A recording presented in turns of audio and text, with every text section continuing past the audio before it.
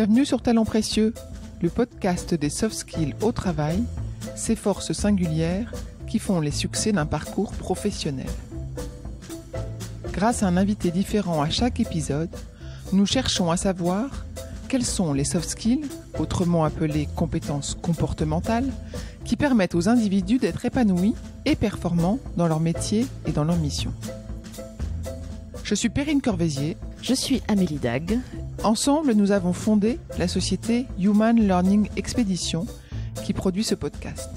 Vous trouverez les notes de cet épisode ainsi que les ressources et références sur le site humanlx.com, humanlx.com, à la rubrique podcast.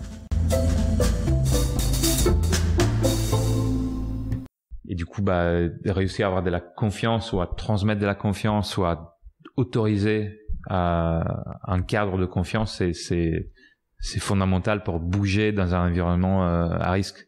C'est ça qui fait que certaines entreprises n'arrivent pas à innover. C'est pas qu'elles n'ont pas l'intelligence ou la capacité ou les ressources. C'est qu'il n'y a pas d'autorisation à prendre des risques et que du coup, il n'y a pas une confiance dans les collaborateurs pour le faire.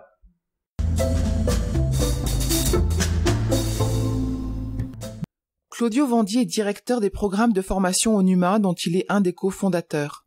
Sa mission est de construire des solutions d'apprentissage. Il n'est pas arrivé à ce métier par hasard. Sémioticien et psychologue cognitif de formation, Claudio travaille depuis 10 ans dans le secteur de l'innovation technologique et de la transformation digitale. Quand on parle de formation avec lui, on parle donc à un expert. Mais vous verrez que son expérience le rend tout à fait accessible. Vous l'entendrez décrire d'un côté le mécanisme d'apprentissage des personnes formées et de l'autre les compétences requises pour être un bon formateur. Outre les conseils qu'il délivre pour mieux apprendre, il partage son point de vue sur l'avenir de la formation et le cocktail nécessaire pour être épanoui dans son travail. Bonne écoute. Bonjour Claudio. Bonjour. Merci de nous recevoir aujourd'hui, un vendredi après-midi au NUMA. Au NUMA. Est-ce qu'on peut commencer déjà par rappeler ce qu'est le NUMA, ce qui est devenu le NUMA, parce que le NUMA a beaucoup changé. Oui. NUMA aujourd'hui, donc c'est une organisation qui existe depuis plus d'une quinzaine d'années et aujourd'hui on se définit comme l'école du futur du travail. Donc on a un objectif qui est réduire l'écart entre l'apprentissage et la formation pour lutter contre l'obsolescence des compétences. Et donc pour y arriver, on met en place des programmes de formation, des formations qui sont en présentiel et aussi en continu. Des formations qui se veulent engageantes pour les participants pour qu'ils arrivent à changer leurs habitudes de travail. Donc on parle à la fois de compétences métiers, mais aussi et surtout de compétences transverses qui vont faire que leur métier demain il sera adapté au futur qu'on connaît tous assez peu. Tu peux nous donner un exemple de programme que vous menez ?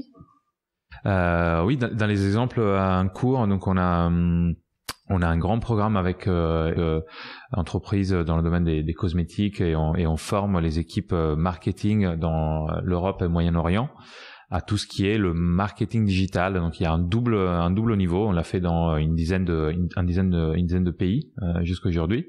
Il y a un double niveau, un qui est vraiment les techniques, les méthodes du marketing digital. Donc on est sur du growth hacking, sur des campagnes pilotées par la data, sur le travail avec les influenceurs, sur plein de sujets qui font un peu le nouveau métier de marketing. Et en parallèle de ça, la manière dont on fait cette formation leur permet aussi de apprendre à travailler avec des compétences diverses, donc des personnes qui ont de l'expertise dans le marketing à un point de vente, avec des personnes qui sont plutôt sur le marketing online, des personnes qui font du réseau social, etc. Donc il y a un gros enjeu qui est aussi donner un cadre pour la collaboration transverse dans le groupe et avoir un nouveau rythme de travail qui soit au rythme de changement d'habitude des clients. C'est un rythme qui s'accélère. Et ça on le fait à la fois sur 3 jours en présentiel. Donc ces 3 jours on les immerge dans un cas qui est un cas start-up. C'est si vous deviez créer un pure player sur votre sujet aujourd'hui, comment vous le feriez. Donc ça, on leur apporte des méthodologies pour qu'ils y arrivent. Et il y a une suite qui est à distance et en continu où ils vont appliquer ça à des projets en équipe et où Numa a plus un rôle d'accompagnement et de facilitation à distance.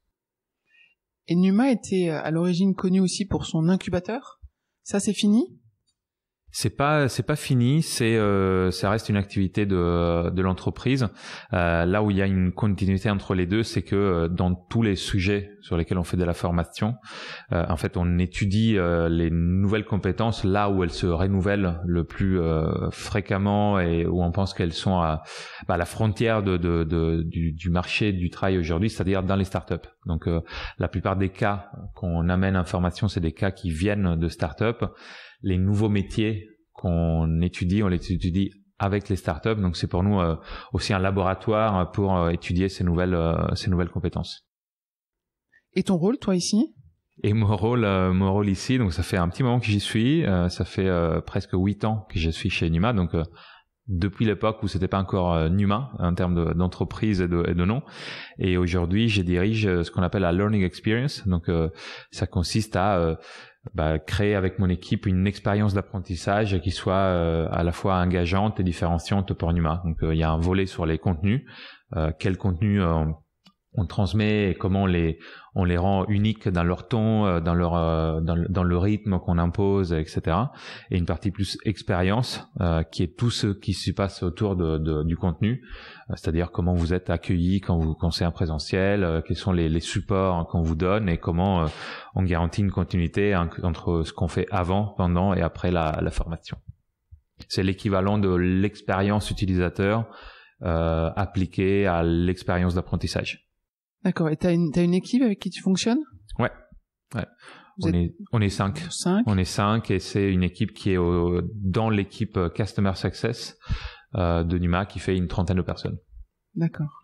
Et donc dans l'équipe, il y a une personne qui a la responsabilité du contenu, donc de gérer, faire évoluer la bibliothèque de contenu de formation, qui est pas l'auteur de ça, mais qui travaille avec des auteurs internes ou externes et qui rend les contenus modulaires pour qu'on puisse les réutiliser et pas toujours faire la même chose, mais plutôt travailler par module, que ce soit du e-learning ou du présentiel, et une personne qui est sur la partie expérience, qui du coup couvre à la fois la partie comment on la mesure, comment on mesure l'engagement de participants sur une formation, et qui gère ce qui est le playbook de Numa, donc tout ce qui se passe et comment on interagit avec nos apprentis. Et qu'est-ce qui mène les formations ? Les gens qui mènent les formations, donc c'est des équipes de Numa avec un réseau de freelance. Il y a souvent 2 rôles. Ça c'est aussi un peu spécifique, je pense, de Numa. Sur une formation, on a un rôle d'expert qui est une personne qui a un passé dans le métier sur lequel il intervient. C'est pas forcément un académique, mais c'est quelqu'un qui a accumulé une expertise par son métier. Et donc il intervient typiquement sur le marketing. C'est quelqu'un qui a soit travaillé, soit piloté une agence, soit qui était dans une entreprise ou qui l'est toujours. Et un deuxième rôle qui est plus un facilitateur, qui est lui un expert de la facilitation d'ateliers, pas mal des méthodes design thinking, parce qu'on les retrouve dans l'intégralité des formations qu'on fait, et qui lui va être plutôt garant du fait que il y a une bonne dynamique de groupe, que les personnes sont engagées et que on tient le temps, le rythme qu'on s'est donné. Toi, tu t'appuies sur la conception, sur tes études. En tout cas, j'ai vu que tu avais parce qu'un bachelor en sciences cognitives, un PhD, c'est une thèse en psychologie cognitive. Et j'ai même lu que tu te décrivais comme un humaniste dans un environnement tech avec un passé de sémiotique. Plein de grands mots. Absolument. Et j'imagine que ça te sert encore beaucoup aujourd'hui.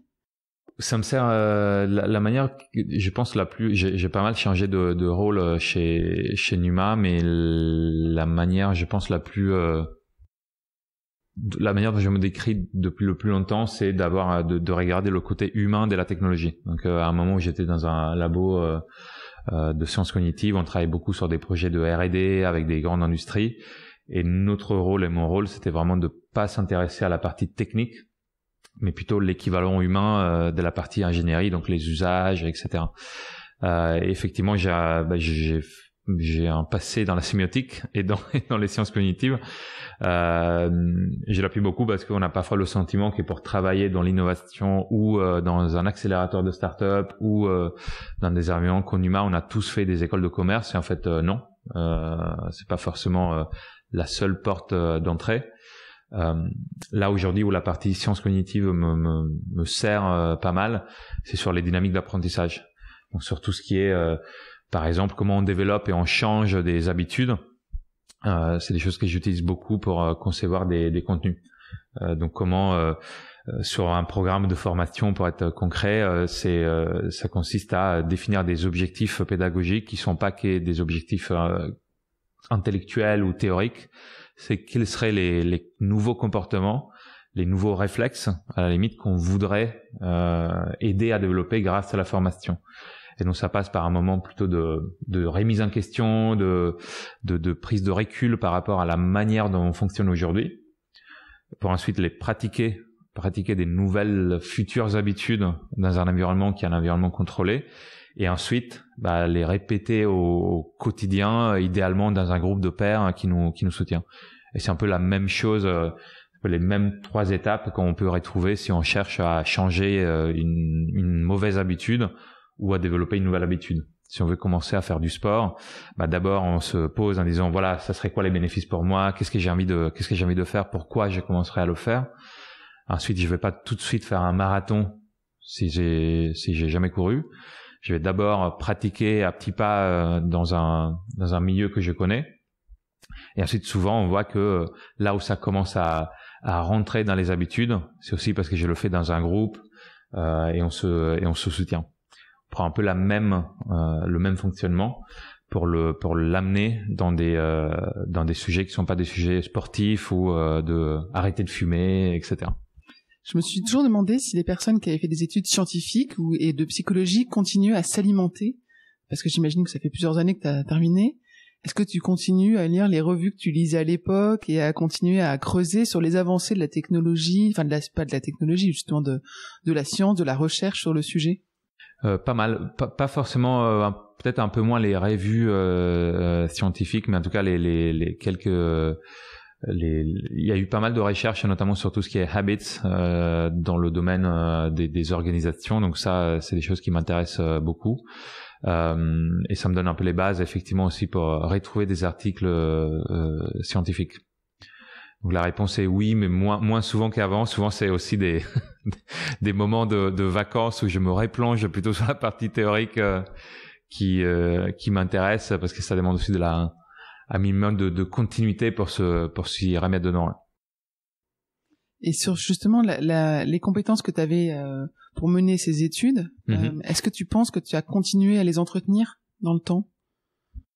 Je pense, ouais. Sur la partie psychologie cognitive, c'est plus directement lié à ce que je fais, donc de toujours prendre la place de l'utilisateur, de partir de la certitude qu'on n'est sûrement pas que les personnes auxquelles on pensent pas exactement comme nous, donc de questionner un peu ces préconçus.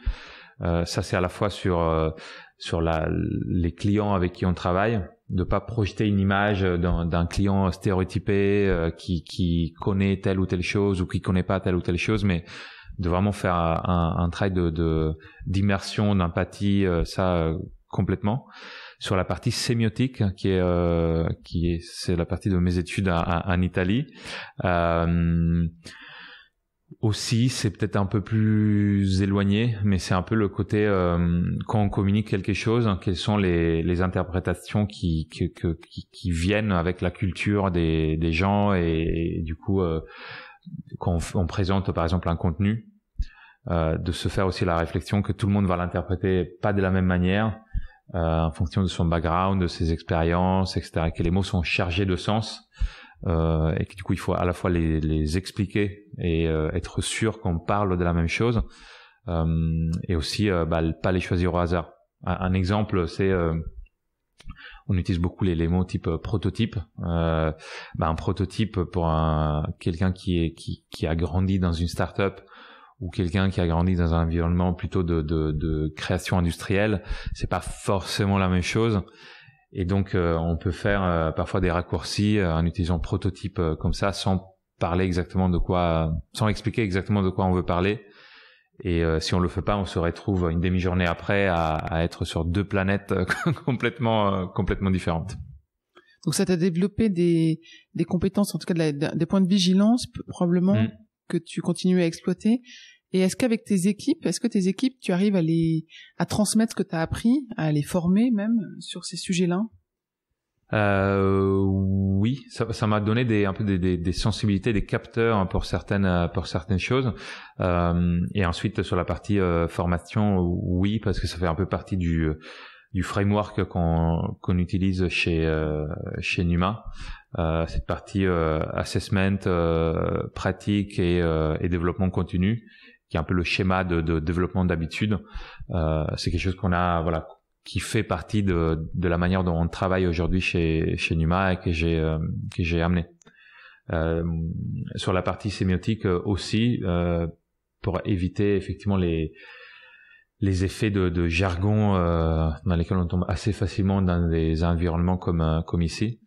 Je ne sais pas si dans tes recherches tu es tombé sur un texte que j'ai écrit il y a pas longtemps qui s'appelle Le dictionnaire des idées reçues de l'innovation. Ah non, je l'ai pas vu. On mettra le lien. Voilà, où je me suis fait plaisir à un peu me moquer de manière sarcastique de mots valises qu'on utilise tout le temps et qu'on utilise de manière hyper banale. Et donc c'est inspiré du dictionnaire des idées reçues de Flaubert sur voilà. Les mots valises de l'innovation. Ou typiquement, il y en a un sur la différence entre design thinking et lean startup, qui est un peu une marotte de c'est quoi la différence entre le design thinking et une grande guerre. Voilà, très importante. Une grande guerre. Et je dis que si tu as des New Balance, c'est du lean startup, et si tu as des Stan Smith, c'est du design thinking. La grosse différence, c'est d'accord. Est-ce que t'as plutôt un côté artistique ou un côté start-upper, mais sinon les deux méthodologies au final parlent un peu de la même chose, quoi. C'est pour casser les débats sur le sujet. Tu disais que tu avais fait tes études en Italie. Tu as grandi, je crois, en Italie. Oui.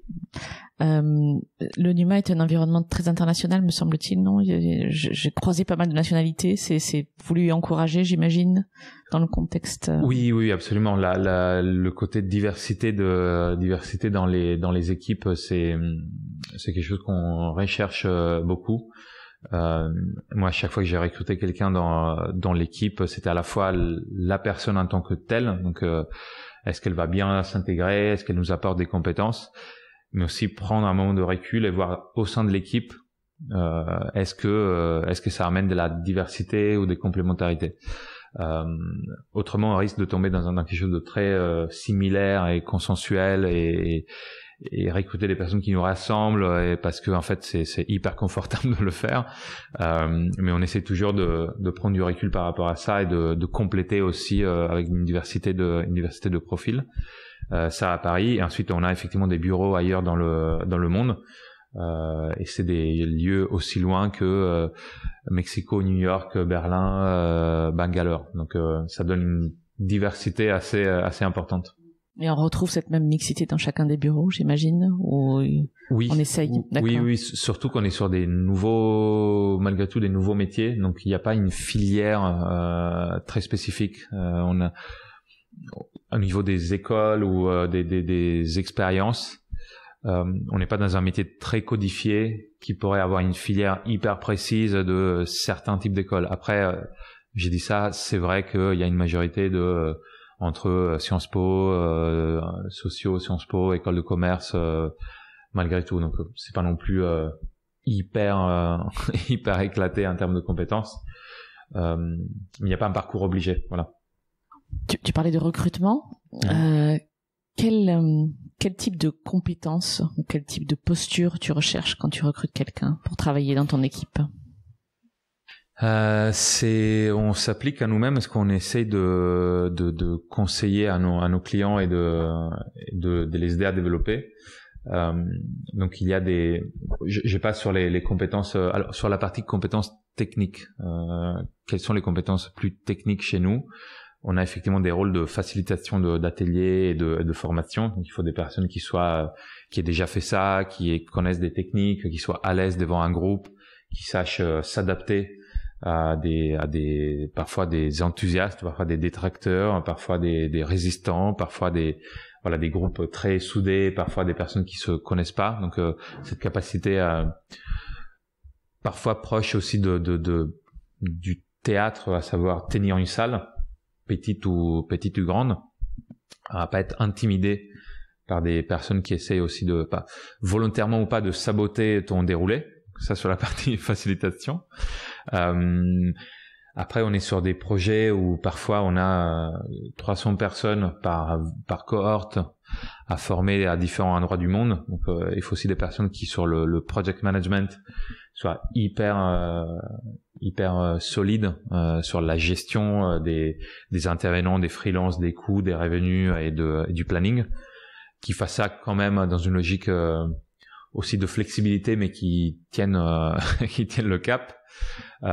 C'est les deux compétences un peu cœur qu'on va chercher. Là où la diversité intervient, c'est que ces mêmes métiers, c'est bien si on a des personnes qui l'ont fait dans des domaines plus industriels, d'autres des boîtes d'entertainment, d'autres des agences, etc.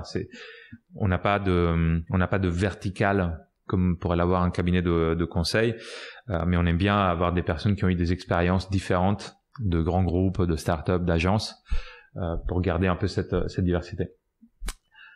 Ensuite, en termes de quelles compétences on veut retrouver chez tout le monde, de manière variable, enfin c'est pas forcément tout à 100% à chaque fois. Mais il y a une notion de curiosité, donc de s'interroger sur des nouvelles manières de faire les choses. C'est pas parce que on a une formation comme le design thinking qu'on maîtrise depuis pas mal de temps, qu'on fait, qui est hyper codifié chez nous. On aime bien quand même des personnes qui se posent la question comment je pourrais l'améliorer, qui vont voir comment d'autres le font, qui s'informent et qui gardent une curiosité même là où les choses sont assez codifiées chez nous. Une fois qu'on est curieux, ce serait bien d'être un peu créatif aussi pour apporter aussi des solutions. Donc de pas juste être dans le j'ouvre des portes, mais parfois j'ai aussi envie d'apporter des idées et du contenu. Il y a une partie d'esprit d'entrepreneuriat. Je pense que même le jour où on n'aurait plus de start-up chez Numa, l'équipe resterait une équipe qui a des traits d'entrepreneuriat dans la manière dont elle fonctionne. Et par entrepreneuriat, je veux dire le fait qu'on passe à l'action, qu'on a envie de faire, que s'il y a des choses que je peux faire moi-même, je commence à les faire moi-même et j'implique les autres, plutôt que m'arrêter et dire alors déjà pour y arriver, il me faudrait du budget, des compétences, un client qui achète le projet, etc., etc. Donc c'est quoi la manière la plus simple que j'ai pour commencer à bouger. Et le dernier point, ça serait l'humilité. Donc le fait que oui, je suis hyper créatif, je suis hyper curieux, j'ai un esprit d'entrepreneur, mais je suis pas le seul. De un, si je vois que je suis en train de me tromper, j'essaie l'accepter, j'essaie le dire. Si j'ai un problème, je lève la main et je prends pas les gens de haut, même si j'ai une super expertise sur le sujet. Ça, c'est autant les trois, elles sont bienvenues. Elles peuvent être de dosage variable. La dernière est vraiment, vraiment clé. Surtout parce qu'on intervient souvent dans des environnements qu'on connaît pas forcément. On forme des managers d'équipes qui gèrent des dizaines de personnes dans des énormes boîtes. Personne chez nous a autant d'expérience sur le sujet. Donc on n'est pas des plus sachants que eux. On est là plutôt pour les aider à re-questionner leurs pratiques et à leur amener des techniques et un cadre pour s'exprimer. Donc de rester humble, c'est super important quand on fait ça. Comment t'arrives dans une phase de recrutement, comment t'arrives à détecter ces compétences que tu viens de décrire, qu'elles soient techniques ou comportementales? Alors, dans une phase je réponds à une question que tu m'as pas posée. Là où c'est très simple, c'est D'accord. Là où c'est très simple, c'est dans les premières semaines où on travaille ensemble. Voilà, ça se voit immédiatement.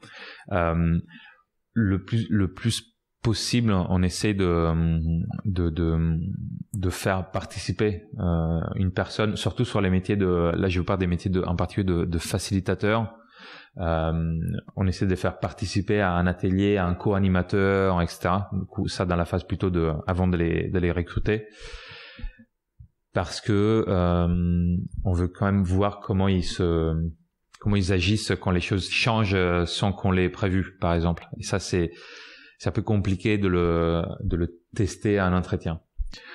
Donc le plus possible les immerger. Ensuite, dans une phase de recrutement, déjà on s'intéresse assez peu au parcours académique, mais plus aux expériences passées.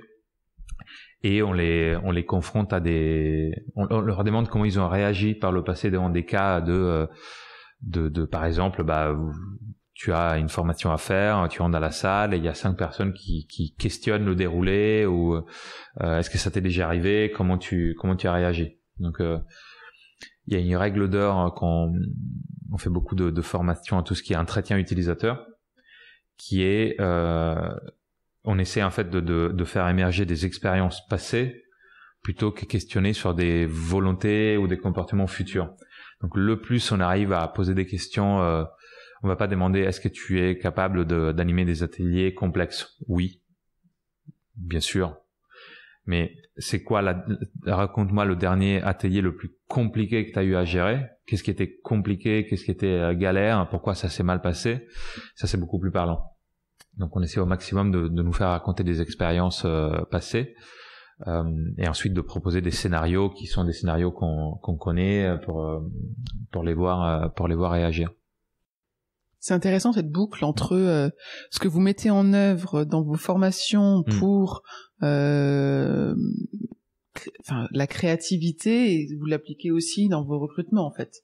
La manière de poser vos questions à vos candidats, c'est la même façon dont vous posez la question à des prospects ou des utilisateurs d'un produit. Absolument. Ouais, absolument. On essaie de recycler nos propres méthodes aussi parce que dans les choses qu'on essaie d'apprendre à nos clients et participants, j'aime pas trop le mot apprenti ou étudiant, ça, ils participent. Il y a le fait que c'est des méthodes, c'est des postures qui peuvent s'appliquer à des domaines qui sont pas forcément la création de produits ou de services innovants. Donc ils peuvent aussi s'appliquer à la manière dont on recrute des personnes. D'où le fait qu'on les teste nous en premier. C'est quoi ce que tu vois comme avenir de la formation? Est-ce que tu vois la formation aller, en tout cas chez Numa, dans le futur? On a combien de temps? Non, c'est une belle question. Là dans les choses qu'on a observé. Donc dernièrement, on a beaucoup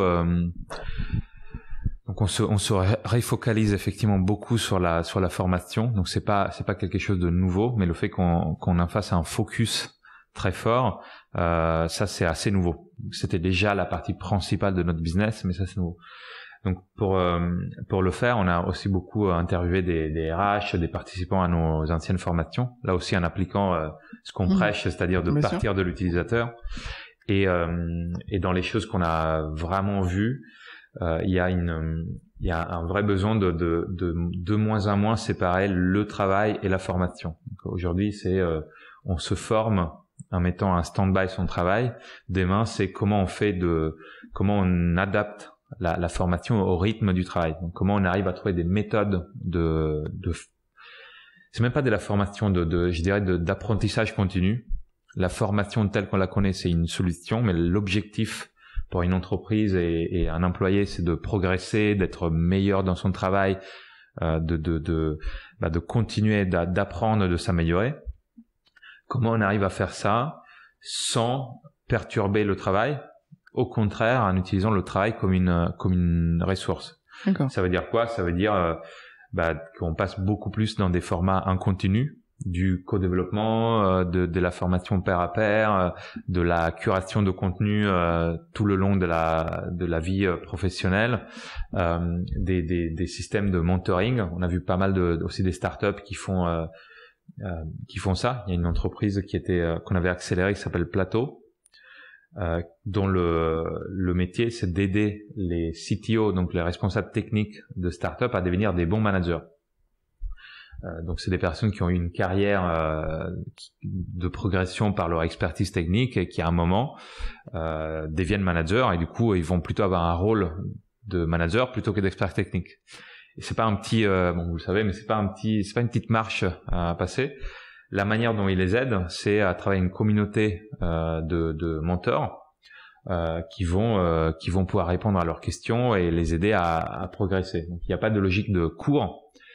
Mais c'est du mentoring, du peer coaching par une plateforme qui, elle, a le rôle de trouver les bons matchs, donc trouver la bonne personne pour la bonne question et aller dans cette logique de développement de groupe.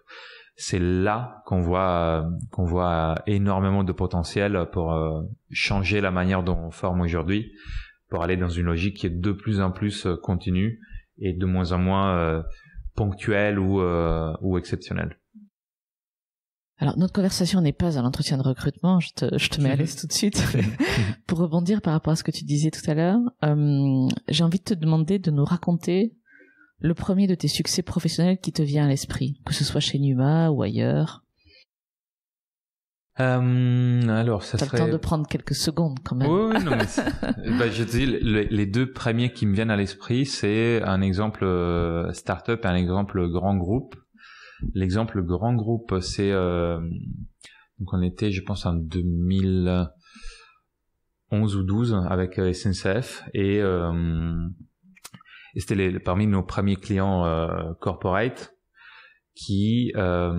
avec qui on organisait une séance de co-création. C'était pas vraiment un hackathon, mais c'était on invitait des experts de jeux vidéo à réfléchir avec eux à des solutions de serious game pour différentes problématiques, pour le recrutement justement, pour la prévention de risques, pour la formation interne, etc. Et à peu près la veille de l'événement, nos contacts chez SNCF nous disent et bien sûr tout ce qui sera développé va nous appartenir. C'est normal. C'est les conditions classiques d'une entreprise. Vous êtes des prestataires et donc même les personnes que vous embauchez pour faire ça avec nous, tout ce qu'elles vont penser ou imaginer, ça sera la propriété de SNCF. Et donc là, on a un petit moment où on se dit ça va pas être possible. Parce que justement, l'objectif c'était que les gens puissent partager aussi des choses dont ils avaient pas envie de perdre la propriété intellectuelle, etc. Et donc le succès, c'est qu'on a réussi à faire changer d'avis à SNCF, ce qui a permis d'avoir une journée beaucoup plus créative. Qu'est-ce qu'on aurait dit aux personnes, tout ce que tu vas dire, ça sera la propriété du groupe. Parce que du coup là, ils se seraient complètement bridés. Et déjà, il y a la moitié qui serait pas venue et l'autre moitié qui aurait participé à des mimos pour pas dévoiler des choses vraiment intéressantes. Donc là, le succès, c'est de dire en fait, il y a de la valeur dans l'ouverture. Et le plus tu acceptes de partager et de pas t'approprier des idées des autres, le plus tu auras de la qualité. Et donc ça s'applique à quand tu travailles avec des startups, mais aussi vis-à-vis de tes collaborateurs. Si tu veux de la qualité, il faut que l'entreprise soit prête aussi à lâcher un peu de son pouvoir pour que l'autre y trouve aussi son compte. Sinon, c'est que les mauvaises idées qui ont aucune valeur qu'on est prêt à mettre sur la table. Et l'exemple startup, on a eu comme premier, donc à l'origine, on faisait beaucoup d'ateliers pour les startups, pour les aider à intégrer les utilisateurs dans leur processus de conception et de test. Et le premier vrai client, au sens qui nous a payé pour ça, à une époque où ils n'étaient pas aussi riches qu'aujourd'hui, c'était BlaBlaCar, avec qui on travaillait au moment où ils sont passés sur un modèle de paiement en ligne. Donc, je ne sais pas si vous vous souvenez, mais à un moment, la plateforme BlaBlaCar se rémunérait pas. C'était juste une mise en relation et c'était les conducteurs qui se faisaient payer en direct par le voyageur. Donc c'était un moment assez complexe pour eux de finalement avoir un business model. Et donc on avait facilité 2 ateliers où on invitait des utilisateurs de la plateforme à venir partager leur expérience. Et il y a eu 2 choses extrêmement positives. La première, c'est que on a réussi à comprendre c'était quoi le problème. En fait, tout le monde disait maintenant c'est devenu payant. Maintenant c'est devenu payant, mais en fait ils payaient déjà avant. Ce qu'on a compris, ce qui les gênait vraiment, c'était pas le fait que c'était payant, parce que même avant ils devaient payer le conducteur. C'était plutôt le fait de pas pouvoir parler, pas pouvoir interagir avec le conducteur avant de pouvoir signer un deal en gros avec eux. C'est-à-dire que le fait que la plateforme voulait se faire payer avant la mise en relation leur posait un problème de confiance, parce qu'ils pouvaient pas parler à la personne qui allait quand même être leur conducteur, leur pilote pendant 3 heures, 4 heures, 5 heures de route, et que c'était vraiment ça qui les gênait. Donc ces moments un peu de magie où on comprend que le problème est ailleurs, c'est hyper agréable. Donc c'était un peu la première fois.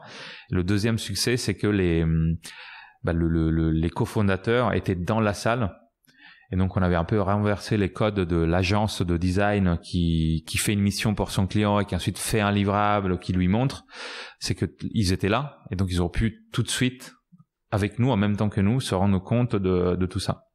Et ça, c'est quelque chose qu'on a gardé par la suite, le fait de pas faire à la place des autres, mais de les inviter à participer pour qu'ils soient là où ça se passe, plutôt que dans la lecture d'un rapport un peu dépersonnalisé.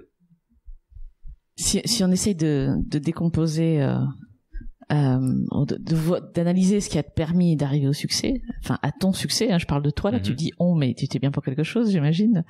Qu'est-ce qui t'a permis de réussir dans l'une et ou l'autre de ces histoires, en fait, à toi? Qu'est-ce que t'as mis en œuvre? Je pense que c'est de se faire confiance. Si tu sens que ça va pas le faire, ou que il faut pas essayer de masquer les choses, et une fois tu auras raison, une fois tu auras tort, mais de pas essayer de trop chercher des compromis. Typiquement le cas SNCF, en fait on savait que ça allait pas marcher. On n'a pas essayé de faire un mi-chemin ou de remettre la question à plus tard. Et dans la partie plutôt Blablacar, c'est d'avoir confiance, je dirais, dans l'intelligence collective, et donc de pas se positionner comme quelqu'un de plus expert que les autres, mais d'associer des intelligences différentes à la réussite. C'est intéressant que tu parles de confiance dans les 2 cas, se faire confiance à soi ou faire confiance au groupe, en fait. Cette compétence. Parce que on est dans des métiers où on est toujours sur innover ou questionner son mode de travail, ou c'est une prise de risque. C'est une prise de risque énorme, parce qu'on sort des codes, parce qu'on va vers l'inconnu, parce que si on savait déjà qu'est-ce qu'on fera dans 1 an, 2 ans, 3 ans, on le ferait aujourd'hui. Si on le fait pas, c'est qu'on le sait pas. Donc il y a une prise de risque énorme, et du coup réussir à avoir de la confiance, ou à transmettre de la confiance, ou à autoriser un cadre de confiance, c'est fondamental pour bouger dans un environnement à risque. C'est ça qui fait que certaines entreprises n'arrivent pas à innover. C'est pas qu'elles n'ont pas l'intelligence ou la capacité ou les ressources, c'est qu'il n'y a pas d'autorisation à prendre des risques, et que du coup il n'y a pas une confiance dans les collaborateurs pour le faire. Et si on revient à toi, oui. Je sais que tu essayes de t'écarter du sujet. Cette capacité autour de la confiance, à se faire confiance et à la donner, tu penses que tu es né avec? Tu penses qu'elle t'a été inculquée quand tu étais petit, dans tes études? Non, je pense que j'ai eu la chance d'arriver chez Numa à une époque où on était très peu. On était 5-7 personnes.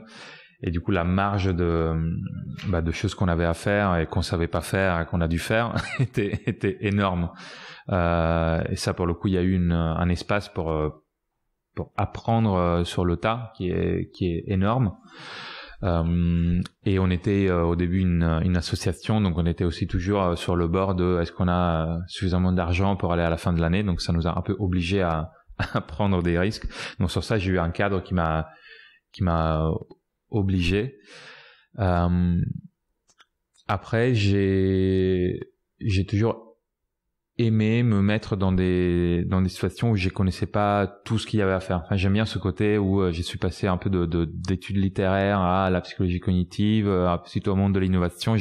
J'aime bien avoir une zone qui m'oblige à prendre des risques. Parce qu'autrement, je le ferais pas. Je suis pas forcément, enfin, je suis pas forcément à le chercher proactivement. Donc, je me crée l'environnement pour qui me force à le faire. Et là, je suis à l'aise.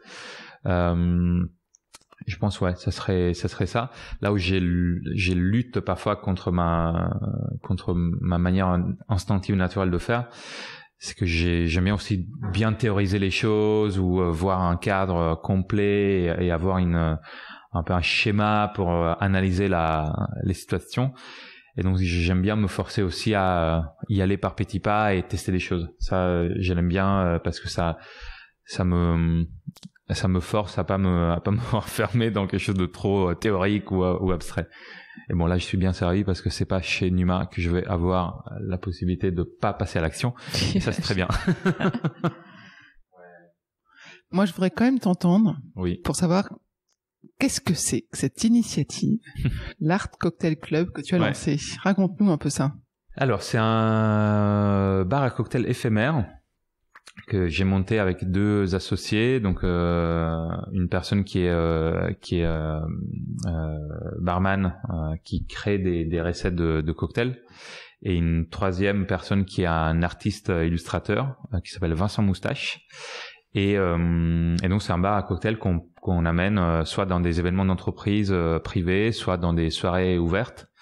Et l'idée, c'est que à chaque fois, on a un thème et on développe un concept autour de l'événement qui nous amène à designer des recettes, donc à créer des recettes originales qu'on teste à petite dose nous-mêmes avant. Et l'alcool est dangereux pour la santé, c'est là qu'on le dit, non? Ouais, c'est là. Ouais. Okay. Petite dose. Et on crée les noms et on crée tout l'environnement qui va avec. L'idée, c'est de réenchanter le cocktail plus comme un style et une art de vivre et pas juste une boisson. Et aussi la partie catering dans des événements. Pour l'avoir vu chez Numa, souvent c'est des choses assez basiques, banales et avec pas beaucoup d'amour. Donc on essaie de remettre de l'amour, de l'art dans ça. Sympa. Super idée. À tester. Si on revenait aux soft skills, est-ce que tu pourrais toi nous donner peut-être ta définition des soft skills? Les soft skills, alors... C'est la première fois qu'on pose la question à un sémiologue. Ah ouais. Alors, si on a fait un débat de mots, je pense que la partie soft est pas forcément bien choisie, ouais. Parce qu'elles sont pas soft au sens de molle, elles sont pas soft au sens facile, quoi. Donc, je pense qu'on a beaucoup de problèmes à en faire un sujet dur. Et réel, parce qu'on les appelle soft skills. Donc ça c'est. Je sais qu'on est tous à chercher des alternatives entre le transverse ou autre.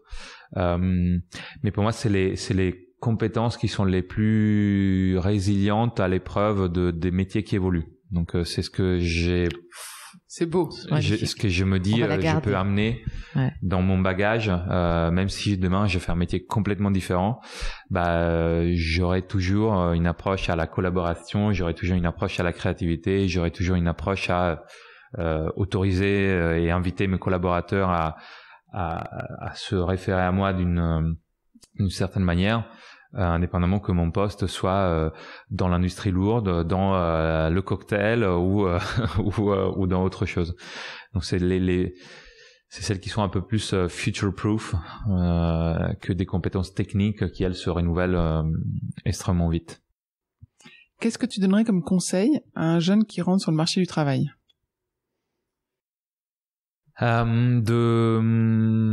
De faire confiance à ce qu'il a envie de faire, de pas forcément suivre une filière qu'on lui a conseillé. C'est une question compliquée. Je dirais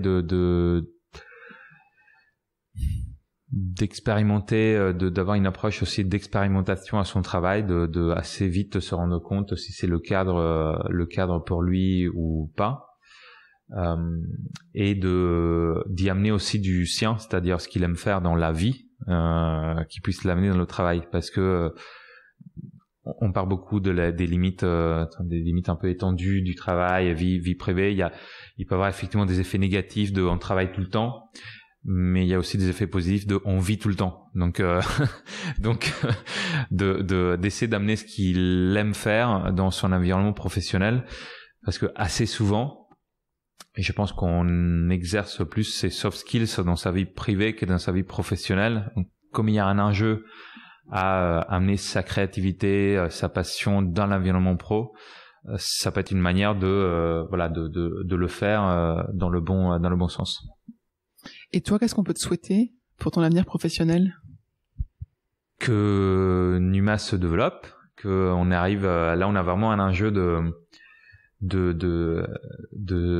beaucoup plus qu'avant structurer nos contenus et notre approche à la formation. On a testé énormément de choses sur les dernières années en termes de format, des l'open innovation, des startup studios. Aujourd'hui, on veut vraiment se concentrer sur ça. Donc, moi, je serais heureux si je me mets dans 5 ans, je serais heureux de mes prochaines 5 années chez Numa si j'ai réussi à créer un peu une legacy en fait,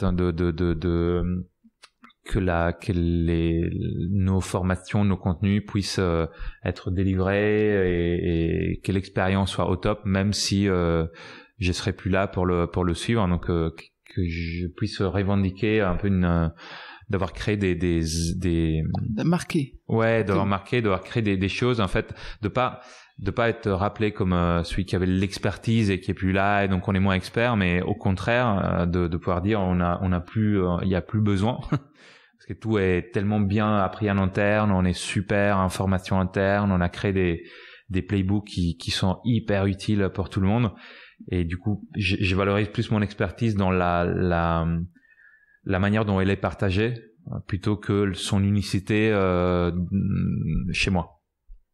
Voilà. Merci. Merci beaucoup. Merci beaucoup.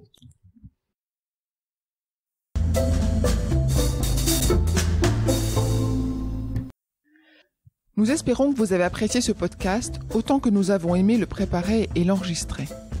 Si vous aimez Talents Précieux, le meilleur moyen de le soutenir est de laisser un avis 5 étoiles et un commentaire sur Apple Podcast. Cela permettra à d'autres de le découvrir également. Abonnez-vous à Talents Précieux, vous serez ainsi notifié des nouveaux épisodes. Talents Précieux vous est proposé par la société Human Learning Expedition ou HLX. Nous concevons et mettons en œuvre des programmes originaux et impactants destinés à révéler et développer les soft skills des individus pour en faire des acteurs épanouis et performants dans l'entreprise du 21e siècle. Pour en savoir plus sur HLX, connectez-vous sur humanlx.com ou suivez-nous sur Facebook, Instagram, sur LinkedIn ou sur Twitter. À bientôt pour de nouveaux épisodes.